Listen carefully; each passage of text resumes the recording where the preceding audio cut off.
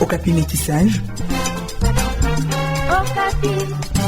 Heureux de vous retrouver sur la radio de la paix, également sur les plateformes digitales, sur Facebook et partout où vous avez la possibilité de nous suivre. On dit bonjour et on vous remercie pour cette attention que vous nous accordez. Merci, chers internautes et auditeurs, auditrices. Alors, nous recevons encore pour vous Dr Michel Movoudi pour parler des lettres des ta réussite, c'est le titre de l'ouvrage. Et aujourd'hui, nous allons consulter la 21e lettre. Docteur Michel Movoudi, bonjour. Bonjour, cher Jean-Marc. Alors, heureux de vous recevoir encore dans ces studios pour parler, cette fois-ci, d'une lettre qui a un titre assez particulier. La réussite n'a pas de conditions de départ. Exactement. C'est déjà une information, mais c'est en même temps aussi un message d'encouragement et de motivation que vous partagez. Et vous le faites si bien à la page 209, vous écrivez « Lors de la venue au monde, personne n'est choisi des pays natals, des sexes, des conditions physiques, etc. » Ce sont ces différences en termes de potentiel ou de capital de départ qui font la beauté de la réussite dans la diversité. Les différences des genres, des races, des contextes ne sont pas des arguments pour justifier les réussites des uns à cause de ces dont la nature les a dotés ou les échecs des autres à cause de ces dont on pense que la nature les a privés. La réussite ou l'échec n'est pas une affaire des catégories prédestinées. Il est d'ailleurs étonnant de voir sur une même rue, d'un côté une personne pourvue de toutes les capacités physiques, faire les mendiants, et d'un autre côté un estropié qui aurait bien pu trouver une excuse pour s'apitoyer sur son triste sort, s'est débrouillé à vendre des tableaux, des peintures. Mais même vivant avec un handicap physique, ne te limite pas à croire que la réussite est donnée seulement à une catégorie de personnes. Les différences d'ordre naturel, racial ou originel demeureront toujours. Voilà. C'est un message très fondamental. Très fondamental, Jean-Marc. En fait, on a été tous créés à l'image de Dieu. C'est ça. Il n'y a personne qui a été créé à l'image de l'autre. Tous, nous avons été créés à l'image de Dieu. Ça veut dire que lorsque nous sommes créés à l'image de Dieu, j'aime bien le dire, ça veut dire qu'on a quand même certains traits divins. Un trait divin que moi j'ai toujours dit qu'on a, c'est le trait de créateur. Tout homme, toute personne a un potentiel de création. La seule différence, c'est que nous ne pouvons pas créer comme Dieu, hein, mais nous pouvons créer jusqu'à un niveau. N'est-ce pas? Tout le monde a ça. C'est comme ça que ce que nous avons dans ce studio a été créé par l'homme.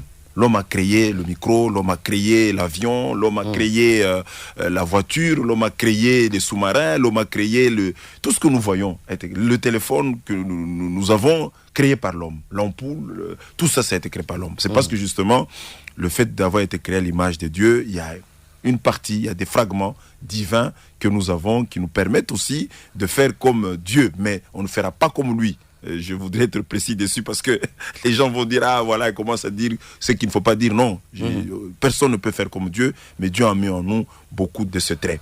C'est comme ça que lorsque je parle de conditions de départ, je voudrais d'abord déjà ici dire que nous avons, déjà le fait d'être en vie, c'est la condition sine qua non. Lorsqu'on respire, on est en vie, on peut changer, on peut devenir, on peut transformer, on peut se transformer et on peut impacter les autres. C'est déjà la condition. Pour moi, je n'ai jamais mis la condition de la réussite dans la vie comme étant une subséquence de l'argent qu'il faut avoir, d'un capital qu'il faut avoir. Le premier capital que vous avez, c'est votre vie. Rappelez-vous mon livre « Ma vie, ma première entreprise et mon capital ». Votre premier capital, c'est votre vie.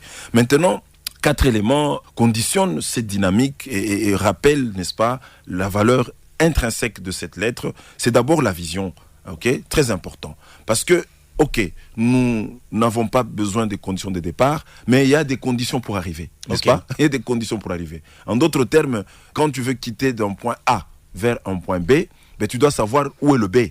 Quand tu veux quitter d'un point A vers un point, je ne sais pas moi, T, tu dois savoir où est le T. C'est ce que j'appelle, il faut construire une vision. Où est-ce que je voudrais aller avec ma vie? N'est-ce pas? Tout le temps, quand je forme les jeunes, je reviens sur la définition de sa vision. Définissez ce que vous allez être dès le départ, n'est-ce pas? N'attendez pas quand on va vous donner de l'argent pour dire « Ah, mais maintenant que j'ai de l'argent, est-ce que ce n'est pas le moment maintenant de penser si je dois acheter une voiture, une maison ?» Non, il faut se dire « Moi, je dois payer une maison. Moi, je dois faire étudier mes enfants. » C'est comme ça que tout ce que vous allez avoir, toute votre énergie va être canalisée. C'est très important. Donc, c'est très capital de se dire qu'on n'a pas de conditions de départ, mais les conditions d'arrivée sont là quand même. Et une des conditions d'arrivée, c'est la vision. Il faut l'avoir. Deuxièmement, Jean-Marc, c'est la pensée positive. Toujours avoir une pensée positive pour soi. Vous savez qu'il y a des gens qui se détruisent, qui font ce que j'appelle l'apoptose mentale. C'est quoi l'apoptose mentale? En fait, la personne se nourrit couramment des idées négatives, mais vis-à-vis d'elle. Ok, moi, je pense que je suis mal venu au monde, je pense que j'ai été puni, je pense que je suis issu d'une tribu qui ne peut pas évoluer, je crois que j'ai des liens de famille. Il y a beaucoup de gens comme ça qui se mettent dans un craquant, dans un rouleau de pensées négatives et qui ne peuvent pas avancer. Il faut faire attention avec ça. Ayez des pensées positives sur vous. Déclarez-vous des bonnes choses tout le temps en reconnaissant que le fait que vous êtes en vie, c'est pas un hasard. C'est très important. Il faut jamais vous détruire, peu importe le moment que vous traversez. Et d'ailleurs, ça fait partie d'un brin qui touche le troisième élément, c'est la confiance en soi. Tout le temps, je parle de la confiance en soi, en se disant, c'est pas pour rien que vous existez, c'est pas pour rien que vous êtes là. Aujourd'hui, c'est bien de contempler ceux-là qui sont dans des milieux favorisés. C'est mieux de contempler les autres pays développés. Mais posez-vous la question, ce qu'étaient ces pays il y a 20 ans, 30 ans, 50 ans, 100 ans. Vous allez vous rendre compte qu'ils étaient peut-être à un niveau plus bas que vous. J'ai toujours donné l'exemple de notre pays. En 1960, notre pays, le Congo, avait un PIB supérieur au PIB de la Chine. En 1960, consultez l'histoire économique. Mais aujourd'hui, nous avons un PIB de loin inférieur au PIB de la Chine.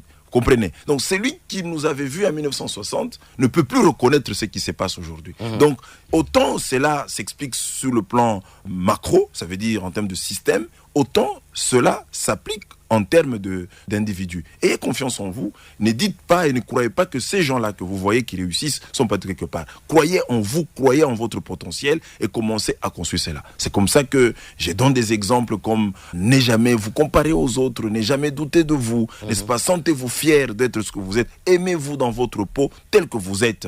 La couleur de votre peau, la taille que vous avez, tout ce que vous êtes, acceptez. Et dites-vous que c'est comme ça que je suis et c'est dans ces conditions de morphologie que je vais devoir aussi marquer mon passage sur la terre. Et le reste, c'est voir la vie comme un capital, ça veut dire y investir. Ça, c'est le point le plus important, cher Jean-Marc. La vie est un capital. Mais parce qu'on parle de la vie comme un capital, ça veut dire un capital est appelé à croître. Un capital est appelé à se diversifier. À quelles conditions? À la condition tout simplement d'y investir. Et ça reste fondamental. C'est pour cette raison d'ailleurs que j'invite beaucoup mes lecteurs à toujours investir dans leur capital humain. Ça veut dire à mettre du temps dans les savoirs, à mettre du temps dans les expériences et dans les compétences. Et ça, c'est très important. Et je crois que, je répète encore une fois de plus, il n'y a pas de conditions de départ pour réussir, mais il y a des conditions d'arrivée. Et ces conditions d'arrivée sont modulées, sont tout simplement ficelées par les 4 éléments que je venais de vous donner. Et d'ailleurs, vous enfoncez encore les clous à la page 213, Dr Michel Mouvoudi, quand vous dites dans le dernier paragraphe, il est possible de se servir des mains, de la bouche, des yeux, des oreilles, bref, du potentiel que Dieu nous a donné et qui constitue notre capital pour nous offrir les bonheurs que nous envions chez d'autres personnes. La question est de savoir si nous prenons le temps de découvrir de quoi nous sommes réellement faits pour nous appliquer à un entraînement, un exercice et une discipline y afférent. Rien qu'avec la voix, il est possible de chanter ou de parler pour gagner sa vie. Les exemples à ces sujets sont très nombreux.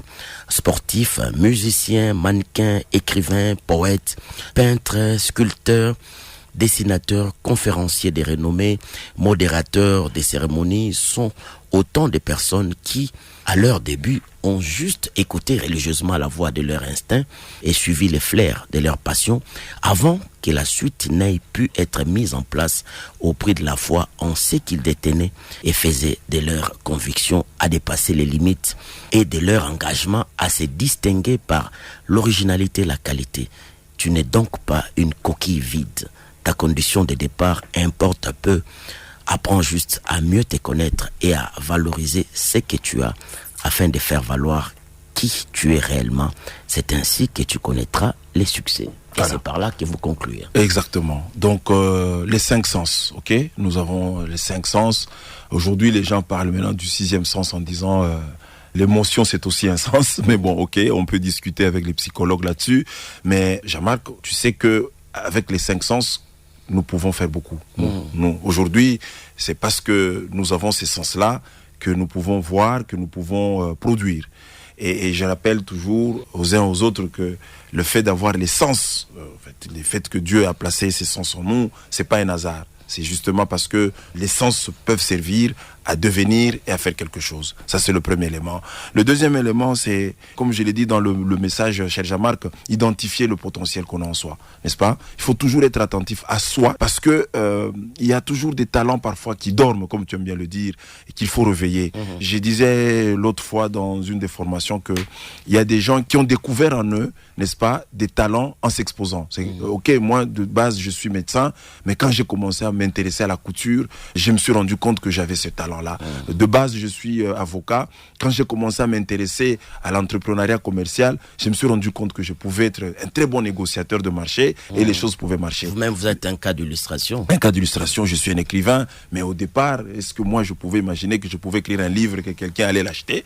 Je suis un agriculteur, hein, je suis un éleveur, je suis un formateur. Donc, du coup, il faut toujours avoir une oreille attentive à ces potentiels parce qu'en fait, vous pouvez découvrir beaucoup. Mais pour découvrir beaucoup en vous, exposez-vous. Exposez-vous à des exercices, exposez-vous à des pratiques. Et c'est parfois là que vous vous dites, mais finalement, même si à l'université, j'ai fait les relations internationales, probablement que la vie m'avait déjà appelé à devenir un instituteur, m'avait déjà appelé à devenir un bon agriculteur, ainsi de suite. Je crois que ça reste capital dans la vie. Et ça, c'est très important. Je parle beaucoup dans cette lettre, mais de manière voilée, de la dimension de l'intelligence émotionnelle, n'est-ce pas, de se connaître soi-même. Je crois que dans mon prochain livre, j'aborde cette question de manière très holistique, mais ce que je voudrais dire ici à mes lecteurs, c'est de ne pas oublier la phrase ou le conseil sacré de Socrate, n'est-ce pas? Connais-toi toi-même. Prendre le temps à se connaître. Nous prenons le temps à connaître la vie des gens, je marque.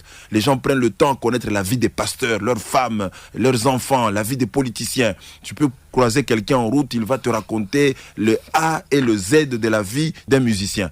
Mais quand tu lui demandes, lui, qui te raconte un peu sa vie, il va se frotter la tête 10 fois. Et ça, c'est très mauvais. Il faut se braquer soi-même, il faut se connaître soi-même, il faut commencer déjà à voir soi-même qu'est-ce qu'on est. Et quand on commence à se connaître soi-même, ça te permet aussi de te maîtriser, de voir tes points faibles, de t'améliorer et de se dire, dans cette situation, généralement, voilà comment je réagis. D'où cette formation en intelligence émotionnelle que je donne tout le temps et j'invite les uns et les autres à pouvoir suivre cela parce que ça fait partie justement des éléments qu'il faudra développer pour les conditions d'arrivée. Encore une fois de plus, pas de condition de départ, mais en tout cas pour l'arrivée, il y a une condition. C'est comme si on vous met sur la même ligne, on dit allez, il faut courir, il faut partir.